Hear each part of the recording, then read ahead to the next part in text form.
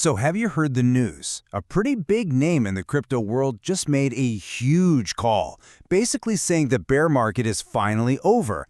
But is that just wishful thinking, or is there some real substance behind it? All right, let's dig in and break down the case he's making.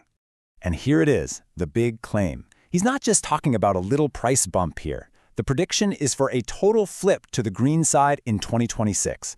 That suggests a long-term sustained bull market. It's a seriously bold statement, and it's what we're going to unpack.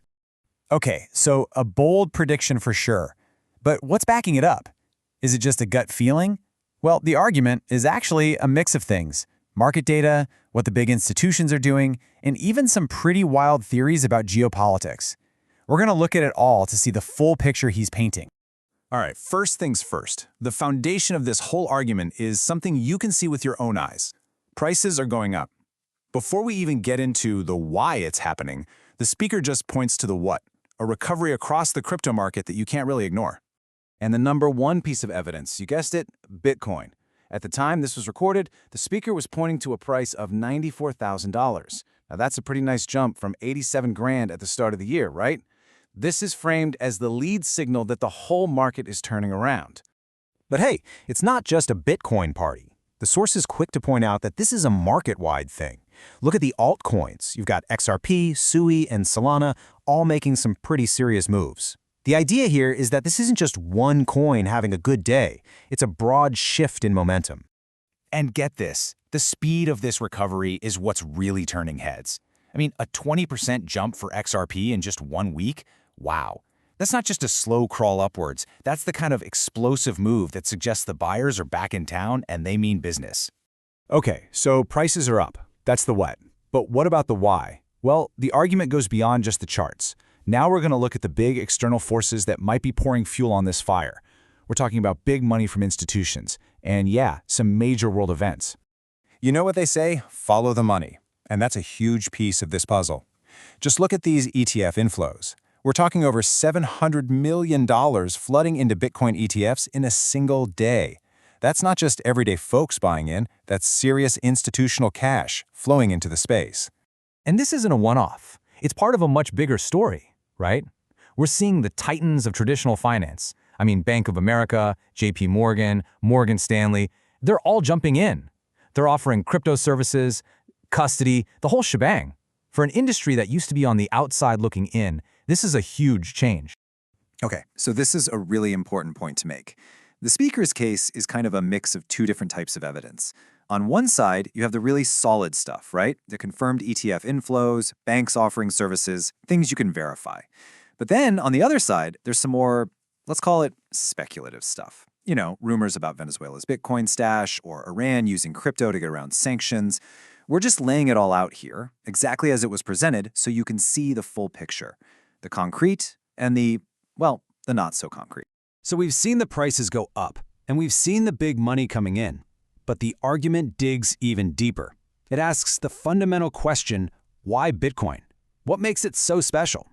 This is where we get into the core logic, into what the speaker sees as the asset's built-in strengths. And really, this quote pretty much sums up the whole idea. The thinking is that when traditional money starts to look shaky, with inflation, hyperinflation, all that scary stuff, people start looking for a safe place to park their wealth. And the argument is, Bitcoin is becoming that safe haven. So why is it a good store of value? Well, it all comes down to one word: scarcity. It's just different. Think about it. Companies can always issue more stock, right? That dilutes your share. There's always more gold to be found in the ground. But Bitcoin, it's got a hard cap, a finite supply. And with over 95% of it already out there, you've got more and more people chasing a shrinking piece of the pie. And that scarcity argument leads to this next point, which is all about value. The speaker points out that historically, Bitcoin and gold have kind of moved together. But recently, Bitcoin's price has fallen way behind gold's. Now, instead of seeing that as a bad sign, he sees it as a massive opportunity. It's like Bitcoin has a whole lot of catching up to do. All right, so we've got rising prices, we've got big institutions getting in, and we've got this core idea of digital scarcity. With all that laid out, the speaker then puts on his forecasting hat. So what's next? What do the charts say is coming down the pipe?